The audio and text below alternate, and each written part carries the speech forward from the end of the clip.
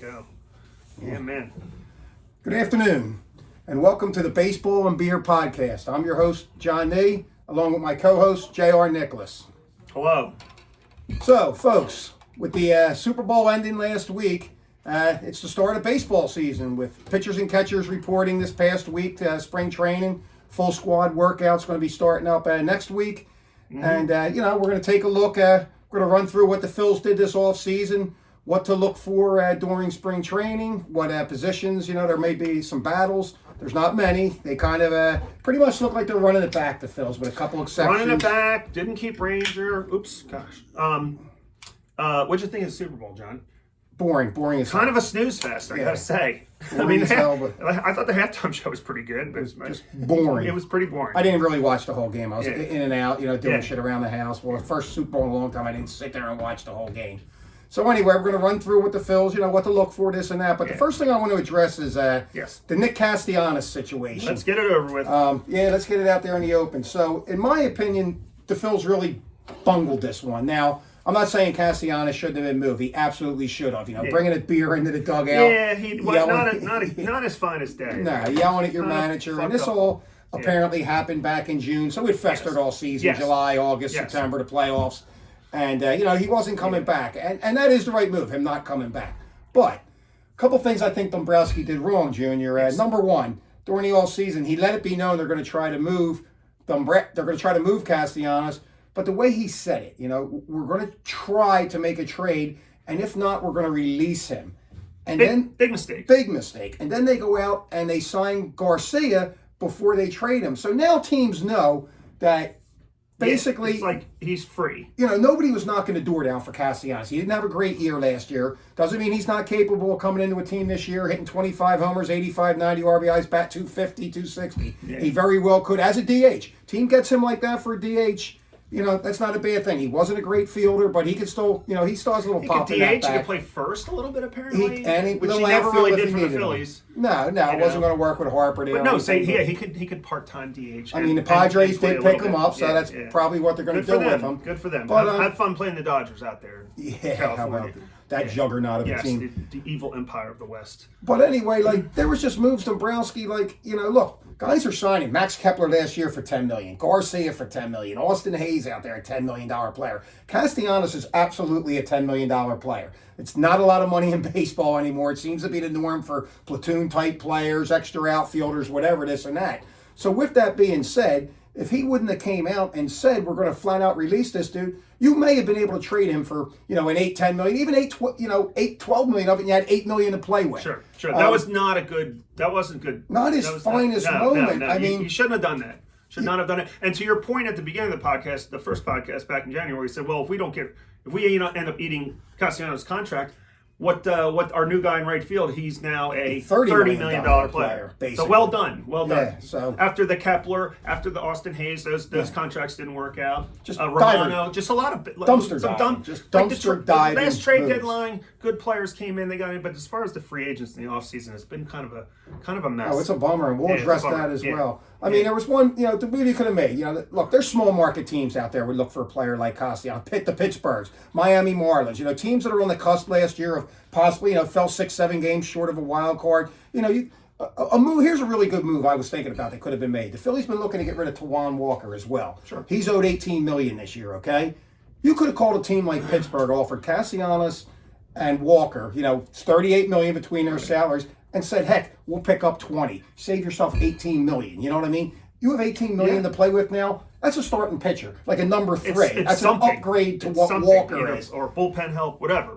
I think our bullpen's pretty good. I'm not saying that would have been the easiest move to make, but a team like Pittsburgh, that's the kind of moves they look for. You know what I mean? A $10 million, $8 million player. They get something cheap. If you would have got 2 players, and like I said, Castellanos could absolutely hit 25 homers. Right, it's not a dumpster dive. It's not dumpster diving. It's good players. Yeah, we don't want to pay for them. You don't have to pay as much for them. We all know Walker ain't the best pitcher with the Phillies. All right, he's a guy that'll take he'll start 30 games for you. He'll give you 6 innings. His ERA is probably going to be in the 4s, but he'll give you a few good starts. So a team like Pittsburgh, a team like Miami, They could use players like that. Just, the salaries are down on them. They would have been, if the Phillies had to eat 28 takes, $9 million each if you look at it that way. Right. So I just really believe cheap. Dombrowski just bungled that. So Totally blundered. that's where I stand on that. He's gone. It's over with. Rightfully so. He should have been. So whatever. So what are we starting with All today right. here? Okay. We're gonna give a big golf clap to Stable 12 in Phoenixville.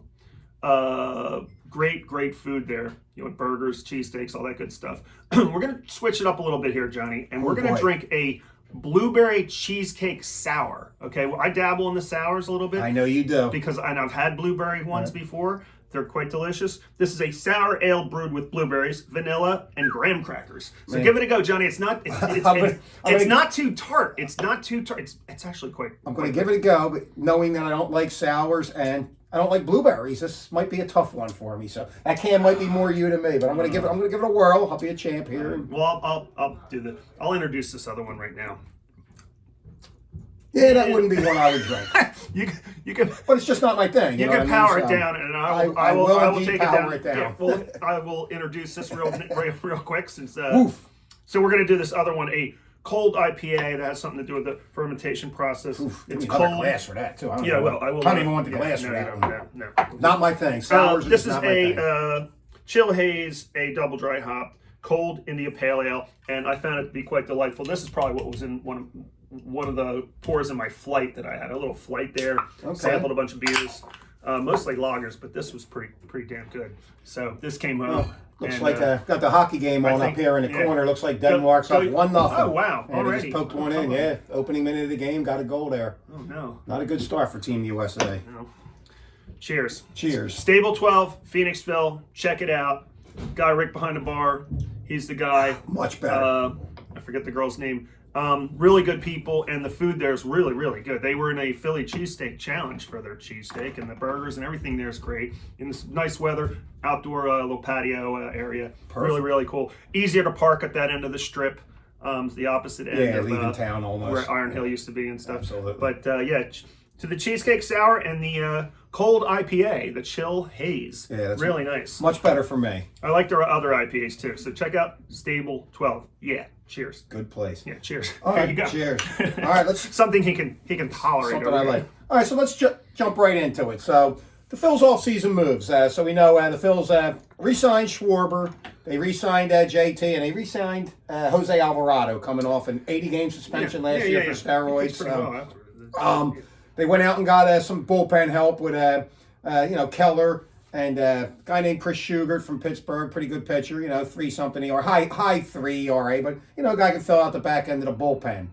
So our departures. So basically, what we're looking at here, folks, we lost Ranger Suarez. Okay, they're going to replace him with Andrew Painter. Yeah, can I comment on that real quick? You can. I think Ranger was most likely gone, and we knew that at the end of the season last year. But for him to get money, but then for us to try to buck up and get Bichette.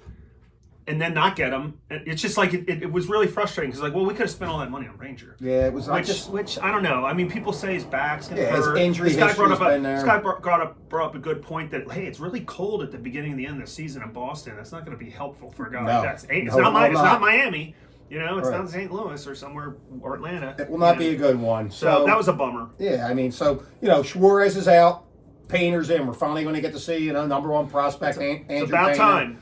And, for me, the potential's there for Painter, but at the moment I have to say, this one's to be determined. I can't say it's an upgrade. I can't say it's a, that they're down here, but it's a wait and see. It's a wait and see what Painter offers. Romano's out, in Keller. Definite upgrade. I mean, Romano was bad last year for the Phillies, coming off an injury the year before Toronto. Just never seemed to get it together here. And so, that's an upgrade there. Harrison Bader. Gone, and we're going to get to see another, top prospect and Crawford coming up to take. Again, potential. I mean, for this, possibly a thumbs up. If things go well. I don't know what people really expect in here. If you really think about it, look. So Crawford has no power. We know that. Bader hit 17 homers last year. They're both good, solid defensive center fielder. Bader might have a slight advantage there, being in the pros, routes to the ball. Crawford's still learning, so it's a lot. Crawford's probably going to bat ninth. Hopefully, an everyday player, folks. And I say that, and we all know how Rob Thompson is. So we all see the Stott and Sosa platoon. We all see the Marsh, and it's going to be Kemp platoon. We're going to talk about that in a second. Hopefully, this does not fall into a situation where we see a Crawford Rojas platoon. I do not believe we will, at least in April to start the season. But I do think Johan Rojas will be the fifth outfielder on this team. All right. And he will probably see his fair share of playing time against left-handers with Crawford. Maybe not the beginning of the year in April, but if Crawford's first sign to struggle, he's going to go to Rojas against lefties. And I just have that feeling we're going to see that. Hopefully not. So at the moment, again, there's potential there, but I'm not sure. I can't call it an upgrade. So Kepler out. In is going to be a platoon of Marsh and Kemp. I'm going to give that a slight upgrade. Kepler wasn't that good last year. I'm okay with that platoon. I mean, Marsh has got a platoon with someone. Yes, whether it be a Rojas or whoever. It wouldn't have been Bader, I guess. By all accounts, Bader would have played a lot more. By all accounts, it's going to be Kemp. It's going to be Otto Kemp in the outfield. He's not an outfielder, so there's going to be some struggles there, and defensively. But we need his bat. Yeah, they're going to be able to more than be able to handle the numbers that Kepler gave them offensively, I believe. Marsh had a pretty decent year last year hitting against righties, and I'm sure, Ken, we got a U.S. goal there? Yeah, I think it's 1-1 now. 1-1. U.S. just tied up, distracted. USA. So, basically I'll give a slight upgrade there. And then the Castellanos Garcia move. For me, that's a wash. It's right across the board. Same type of players offensively. Garcia a little better defensively. We want him to bounce back with his bat. Nothing really, you know what I mean? It's kind of like like a run back. Like they really did an upgrade. Now, that being said, we all know they offered a big contract to Bo Bichette. Didn't work out. The Mets stepped in at the last second, offered more money, less years. I don't know why. Maybe he didn't want to come here. It was a bargaining thing because you would have thought they may have came back to the Phillies and seen if they were willing to do that. And maybe the Phillies were not willing to offer more on short. I don't know the whole story like there. Pretty big money grab to me. Yeah. It's a lot of money, dude. You never really get the true story out of the Phillies, out of Dombrowski. So we don't know if they were willing to go more money short term. I don't think they were. I do believe I did hear they weren't willing to do that. They wanted to try to lock them up long term. Just other things that could be done, though. Like the Dodgers signed Tucker. I mean, look. Ridiculous. Again, I mean, it's just, they're doing it right. Deferred money, they're deferring the money. Okay, Dombrowski, step on board, defer some money like that. That guy's not worth that contract, though. No, he's not. Nobody is, but that's what they're paying these guys now, Junior. And they just went from, the repeat World Series champion, arguably the best player in baseball out there. Yeah. It's like, that lineup is frightening. That's really something, man. I mean, look. I've heard Dombrowski this offseason say he believes, if Wheeler was healthy and Bader was healthy, they had a chance to beat the Dodgers this past postseason. And they did. They were a hit or two away. They were in every game. It was close. They were. But the Dodgers went out and got Tucker. They got that much better, and we just stayed the same. So, that could all change at the trade deadline maybe. But, look, every year we build ourselves up for that trade deadline, for that big move. And we all know the Phillies are linked to every possible person that's going to be traded. I mean, there could be a first baseman we're going to be available to him, even though Harper's there. It's just, we heard Alonso's name. He was never coming here with Harper at first. No. Folks, I want to get this out there right now, too. Harper going to the outfield again. A lot of people ask me, and I'm on some baseball pages, and there's always coming, Harper is never going back to the outfield. He's not. Done. Over. No. First base, possibly a DH at the end of Schwarber's DH and first contract. Base. That's going to be it. He's never going back to the outfield, so let's get that out there. Yeah. Alonso was never when coming he's a little here. banged up in the bat and stuff, back or whatever, and he needs to DH a little bit. You put Baum at first. I mean, Topper has those options. Sosa play third. There. You got whatever. They can figure it out. The only way a guy like Alonso was ever coming here is if they didn't sign Schwarber. It was that simple. There was just nowhere for him to play. It was first base or DH. They signed Schwarber. Harper's not going to the outfield. End of story. No. So, again, we're looking at the Phillies right now, basically, going into the season. Are they a 90 to 92 win team? Absolutely. Because they 96 last year. They're going to stay right around that move. So they're going to make the playoffs. Pitching, John. We got to roll with that pitching. Pitching's solid. Our bullpen's solid. Our bullpen's very good. I think our bullpen's very good. Really good.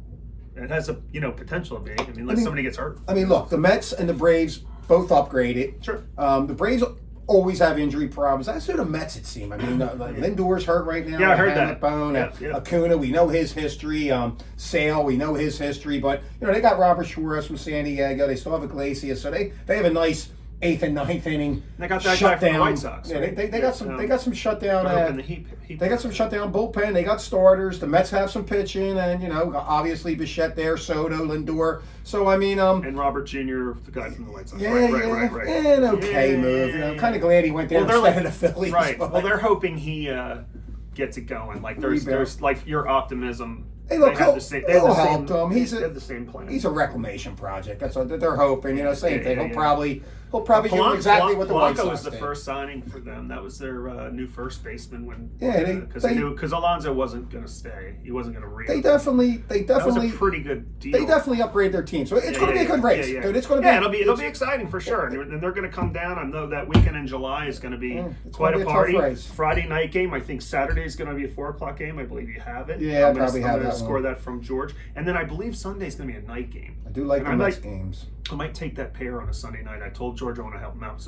4 Sunday night games for the Phillies. Nice. At home. And I'm going to take might have to take at least some vacation days. I'm going to take at least a pair for like all of them just to help them out because there's not a big demand to go out on a Sunday night. Right. Not with so. I'll go. I'll go. I don't give a shit. Not with people going to work the next day is usually a pain in the butt. Or you plan a short day the next day and you never know how it is. A little day off. Something like that. I don't know. But anyway, with the Phillies losing Bichette, they're still in the market for a right-handed bat. So nothing's going to happen now in spring training, folks. I don't believe.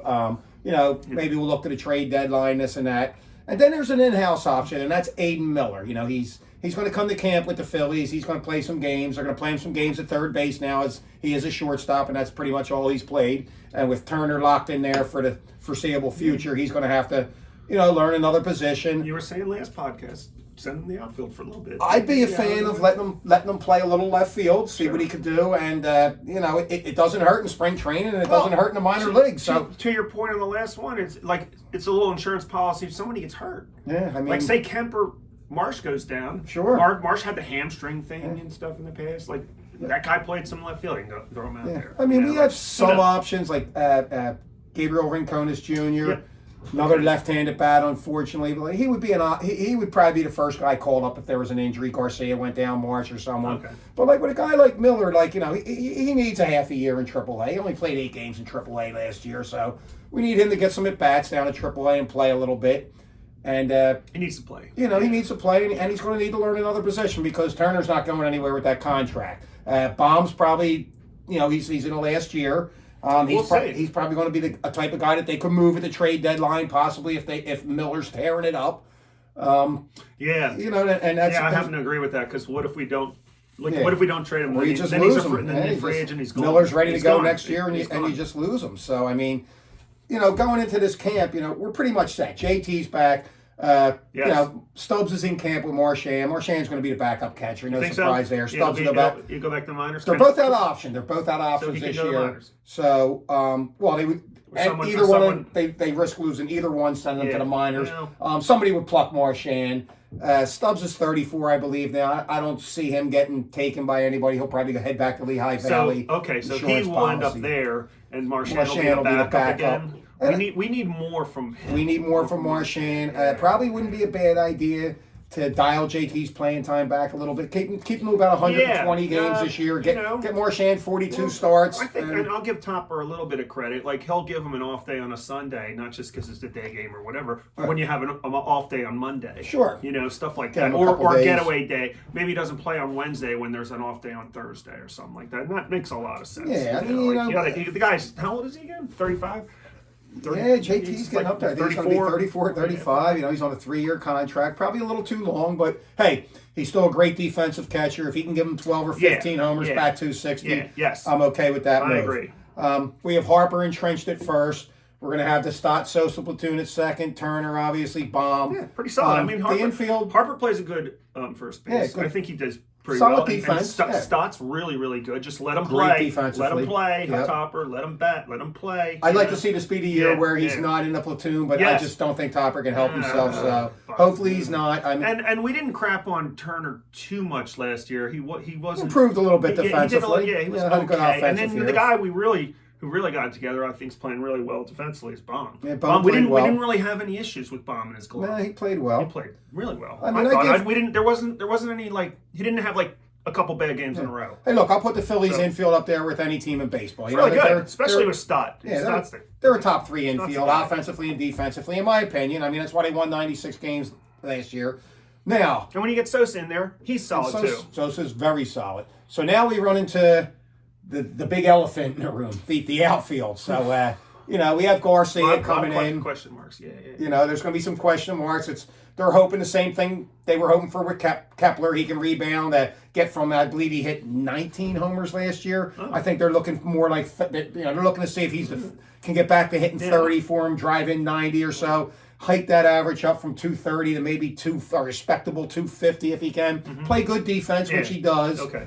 Crawford, again, we just don't know what we're going to get. They're We'll going see. to cut him loose. It's time with him. see. We know what we have with the Kemp and Marsh, platoon and left there. And then there's the battle for the fifth spot in the outfield, the final spot. You know, Johan Rojas, non-roster invitee Brian De La Cruz is another name, Oh but yeah.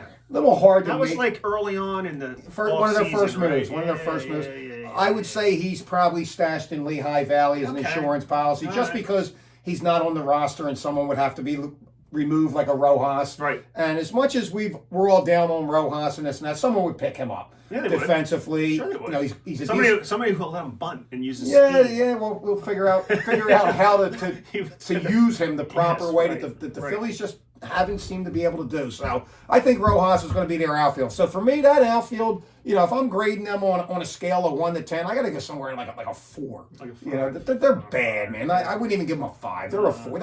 They're on the other side of it. Probably the worst outfield in baseball. I mean, to be You mean honest. offensively speaking? Offensively and probably maybe, defense. Look, you're going to have. Crawford's going to play a good center field. Yeah. We'll see. I think personally, in my opinion, I view him more as a left fielder. Uh-huh. You know, And when it was a right-handed pitcher, you put Marsh in center field. Marsh. no, I don't think. I think him and Kemper are just going to be your left fielders, and Rojas will play some games out in center against tough lefties. Crawford will Okay. sit. Now, Crawford worked this offseason with Eric Davis from the Reds back in the day, Okay. trying to learn different routes of the ball, this and that. So that's a good thing. He's working Yeah. on his game. So I mean, just the whole outfield is just a bummer. It's just kind a of bummer. it's just to me. mediocre, I guess. You know, now Crawford could change my mind if he comes out here and by June he's hitting 303 and he's got 25 steals already. You know, I don't care about the power and the RBIs at that Doesn't point. matter. Play a decent center field. This guy steals 50 bases this year and bats 285 out of the 9 hole. Great. You know, but anyway, you know, so the offense will be okay, folks. We know they're going to hit during the regular season. We know that. They're going to hit teams 3, 4, and 5 pitchers. They're going to murder backends of bullpens. Schwarber hopefully do some mashing again. Yeah, they will, and they will do And that we during the need regular Harper. season. And, Yes. you're going to talk about the lineup, I guess, right? Because is Harper going to bat second after? I mean, for me, the lineup, it's simple. It should be Turner leading off right-handed. Right. Harper left.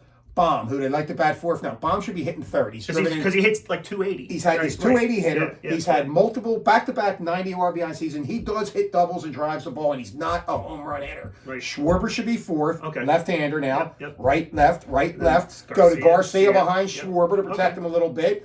I would slide Stott in that 6 hole. Okay. And then 7, 8, and 9. Realmuto 7th, Marsh Kemp 8th, and Crawford 9. You know, and I'm not Yeah, really I like it. looking I for like the it. 7, 8, and 9 hitters. Anything they give me offensively this year would be a plus. The top 6 guys Marsh got is to one of produce. those guys, and Marsh gets going sometimes. He does, Especially he when does. he's right-handed pitchers. He seems to, he's So possibly that would be my driving lineup. some runs. Whether he does that route, goes that route, he probably won't. Harper will probably be in the 3 hole again, and Baum will be hitting 4th, and Schwarber 2nd. Bomb's not a cleanup hitter. not a fan Either of it was that way, but- Castellanos, either was JT. When No, JT no, had a no. little streak and you throw him in the 4 hole. Schwarber or Garcia. There's your 4 hitter. Now I would Yeah. go more towards Schwarber because I don't want him hitting 2nd.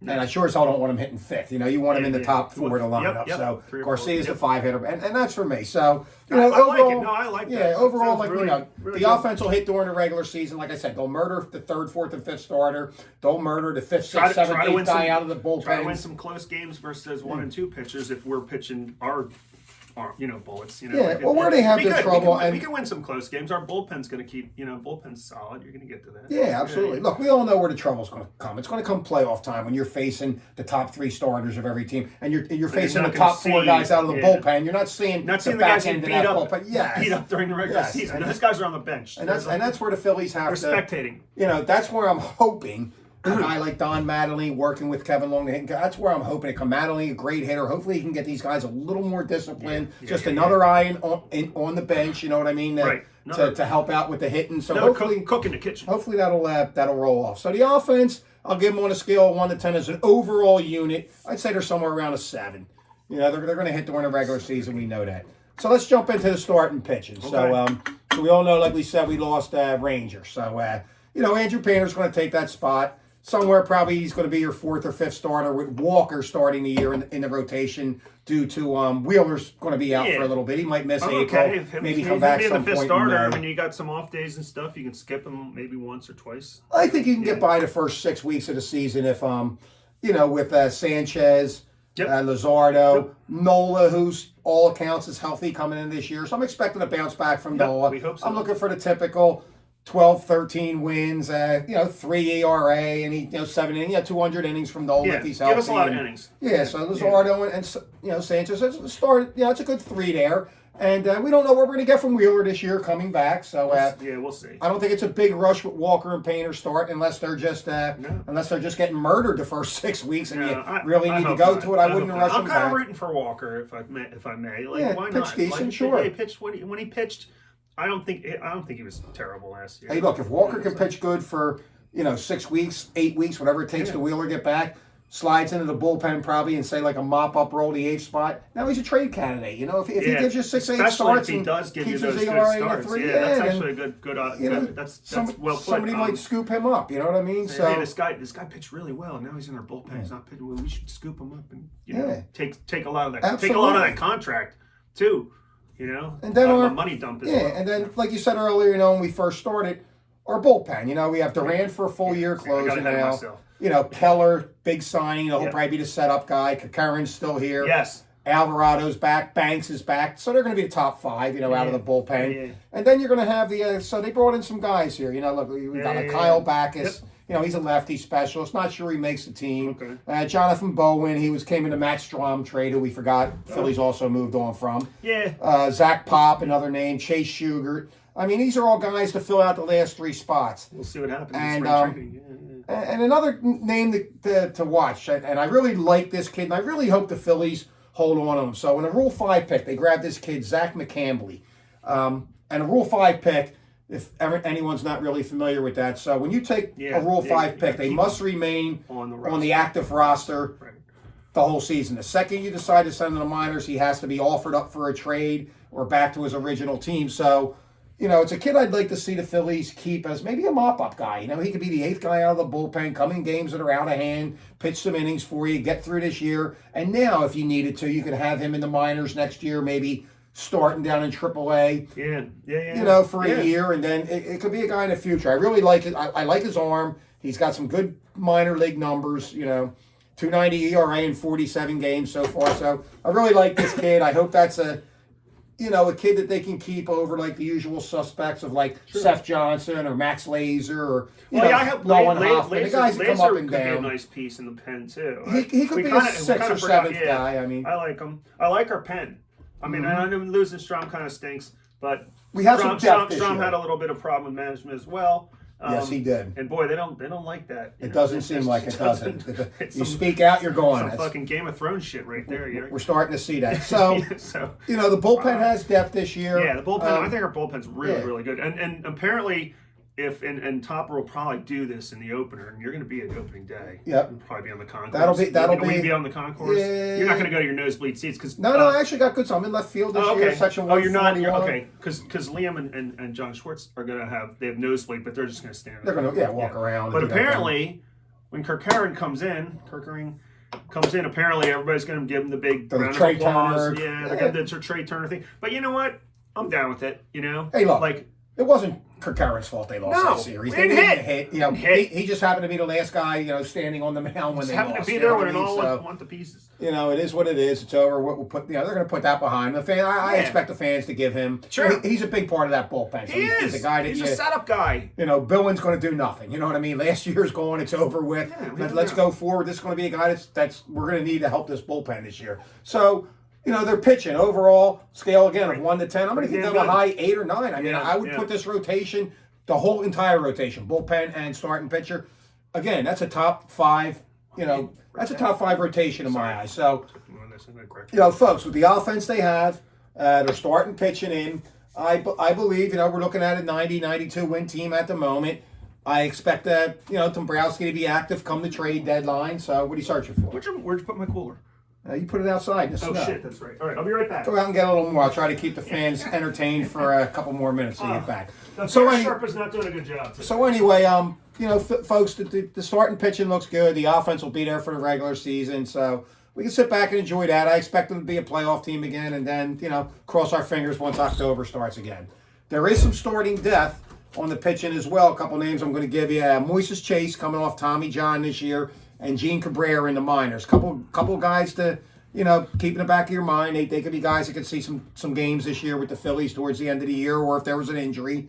So I think the team is pretty well set up right now. They're not. There's a lot of I feel there's a lot of disappointment. There's a lot of pissing and moaning on the fan base is not happy. They're not happy. The only thing I can kind of whine and complain about is not signing Ranger. Yes. But then again, if he goes up to Boston and gets hurt, that's gonna be a real bummer for Red Sox Nation. I mean, look, unlike I'm happy for the Orioles fans with Alonso, Chris Bassett, and all these other pieces they added. Their Orioles are going to be solid. I mean, I think they're going to be right there with the Yankees and Blue Jays. Hey, look, if Ranger, but that's about it. I mean, we got. Okay, we overpaid, or maybe too many years for Schwarber. Right. Maybe a little bit too much for JT. But we needed JT. Look, there's no other option. And then what? Okay, Bader leaves. But to your point, he was like a 235 hitter or something. He wasn't like he had a great month for the Phillies, and everybody's like, oh, why didn't we keep him? Well, hey, look, I've heard people say, look, hey, they overpaid for Schwarber, 5 years, this and that. Everybody overpays He's for a DH. players. He's a DH. He's a 33-year-old DH. He's fine. He is not all of a sudden at 37 not going to. Hey, look, is he going to hit 50 homers again this year? Maybe not. Maybe he's 40, 45, right? Yeah. 40 next year. May he drop off and hit 38, 35, and 30 in that fifth year? You're still going to get 100 walks from Schwarber at 38, 30-some home runs, and probably 90 RBI. So I see no problem with the Schwarber, with the years and all that, blah, blah, blah. Well, so basically we're saying it wasn't a horrible offseason. No, it was the Bichette thing. I wasn't crying when he went to the Mets. It sucks that he went to the Mets, but I don't know. There was going to be some kickback to that. If you were reading between the lines, what was going to happen if they signed Bichette? Yes.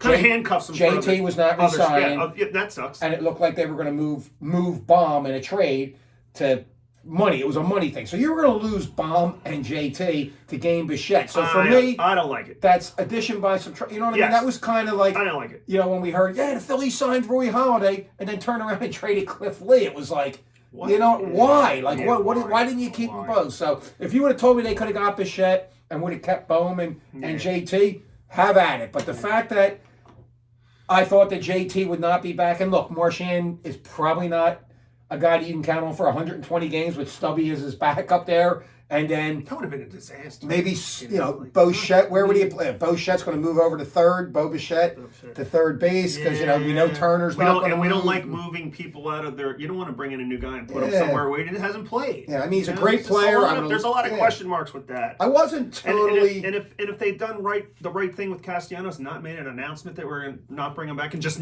did what they should have done to your aforementioned points about packaging them and stuff, it would have been an okay offseason. Yes.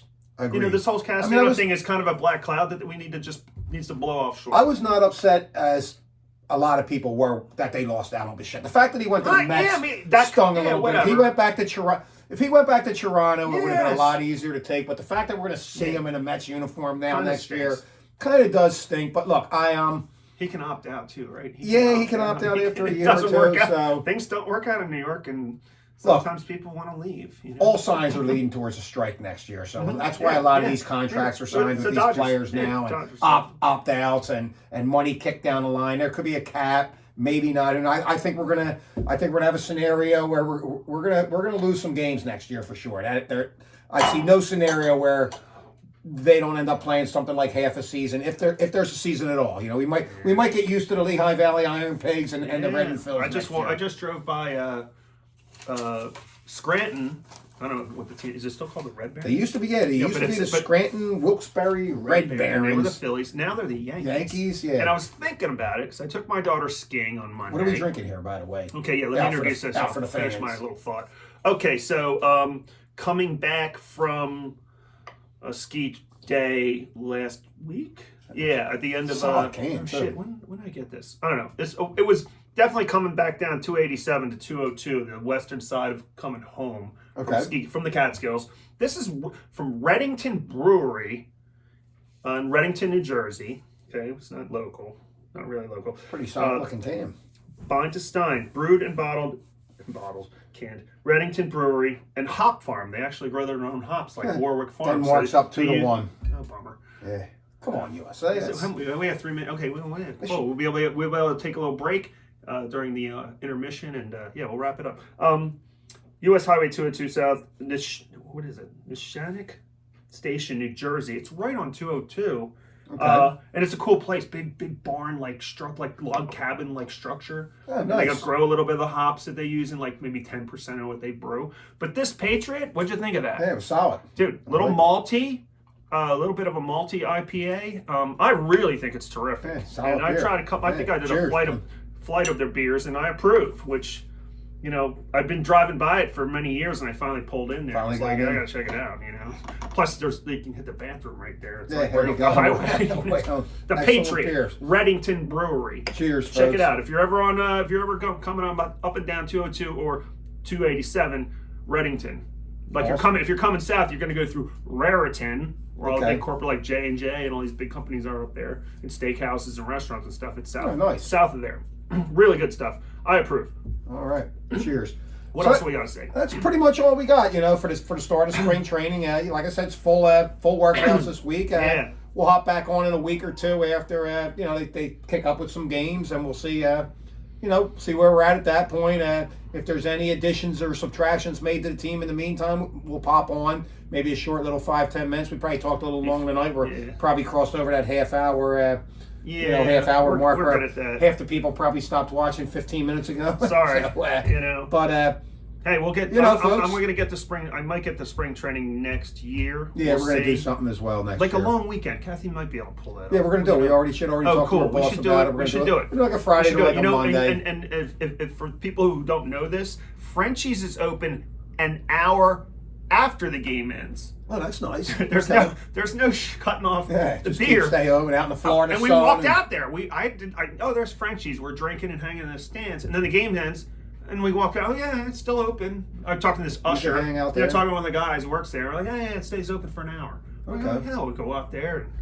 And, I think we Ubered there. So for me, spring training. Look, everybody should experience once in their lifetime. It's fun. Combine that with some beach and pool and whatever. A lot of beach and pool because Although right now, this time of year, I was texting my friends in Tampa. I said, "You guys got your parka on and your earmuffs and gloves?" Yeah. And Bernie replied back, "We got the heat on." Yeah, it's been weird. It's been unseasonably weird winter. Weird winter. Been weird. Crazy. I mean, you know me. I'm not a big fan of up here. Like I don't like Philly Sunday games. I really don't like sitting out in that sun too much. Folks, you know what I mean? No. So roasted like a duck. Spring training, a piece of ham at a buffet. You're like, 2 or 3 innings of baseball on my seat, and then into the shade somewhere. Off the shade. And, maybe the beach under an umbrella. Something like that. A little air conditioning. That's Joanne's. Joanne's like good for a few innings. If it starts getting really hot, we go and pass and stow. She gets a little Surfside or something, and it's well air conditioned in there. It's well air conditioned. Bartenders are super cool. There has been some there has been plenty of days spent in plenty of innings watched. If I'm going to waste some money, I want to do it in air conditioning. I want to overpay for some drink. I want to be comfortable. We have spent some time in Pass and Stow and the High and Inside Pub on a warm summer's day in August. Yes. Even September. A lot of memories at the High and Inside Pub. Gets so crazy they like nobody else is allowed in. It's fun.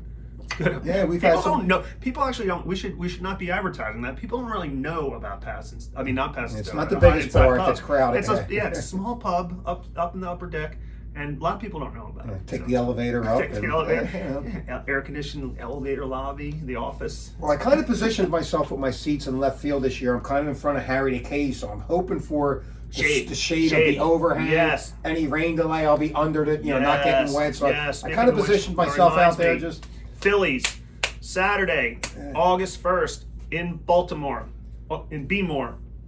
I gotta look into some tickets. I'm thinking of maybe grabbing some shade in left field or somewhere, and then only spending a few innings. Only spending a few innings in the seats because I want to go above the batter's eye.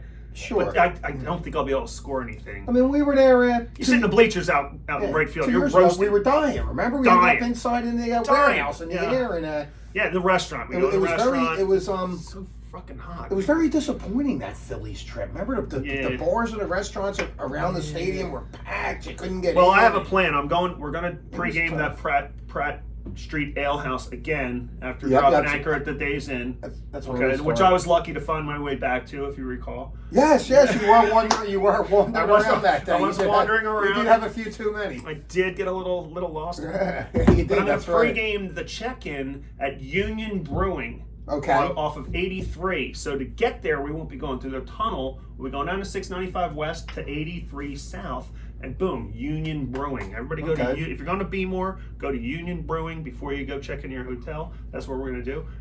Crab cake sandwich at the It Pratt is a Street fun- Ale House, and then try to pace myself. And It is a fun time. water. Big contingent, like Pittsburgh. Big contingent of Phillies fans come Oh down. yeah, So, yeah. I want to definitely go to that. there's no Saturday, shortage of that. Saturday, August 1st. That'll be a fun time. Hopefully, it's not 100 degrees out, but And even most- Boston this year. Phillies, I believe, are up in Boston. Yeah. Always a fun time heading up to Fenway. and Pittsburgh's in May great this year. city. You're going to miss Pittsburgh in May. I am going to miss It's May. be Happy Italy anniversary and to Greece, John. yeah, 30 Happy years with the 30th wife, me and the anniversary wife, to John so- and Kathy. It's awesome. Yep. I will be hopefully representing in Pittsburgh, and I want to go back to the usual suspects and a couple And other there's quite a few with locations. them. Quite a few Well, with them. Trace has a location downtown. Apparently, I don't Ooh. have to go schlepping all the way up the hill from the Strip District. and Take a peek stuff. at that next time. we're Yeah, out. yeah, and then back to the Strip, all that fun stuff. So All right. I'm looking forward to it. I'm really getting excited for baseball season. Me too. Me too. Yeah. Well, folks, it looks like Yeah. looking at my phone over there, we're like about 40 minutes in, so we don't want to bore Ashes anymore. I'm We already sure did that. again, like Yeah, you guys- probably lost half the viewers Yeah, you can 15, wake up 20 now. minutes ago. So Wake up and take a nap. enjoy the rest of your Valentine's Day, folks. Hopefully everybody, Happy V-Day. everyone remembered and got some nice chocolates, roses, If my wife dinner sees for that, your wives, happy and Valentine's Day down there. She's down there at Carnival, down Yeah. there in Rio de Janeiro. Good for her. She's in bougie land. Ooh, look at this. And we're now we'll Like have a little yeah, fight we'll- here at the end of yeah, the first little- period. I like it. I like it. U.S. see a lot of fights Actually, right now. Denmark showing a little gumption. Oh yeah, Hanging on talking tough. some shit. I like it. I like it. Well, that's all we got, Cheers. folks. Cheers. We'll see you in Go USA too, man. See you in a Cheers. couple days. Go USA. Yeah. Happy Yeah, Valentine's yeah, we'll Day. see- Enjoy the rest of the we'll see week.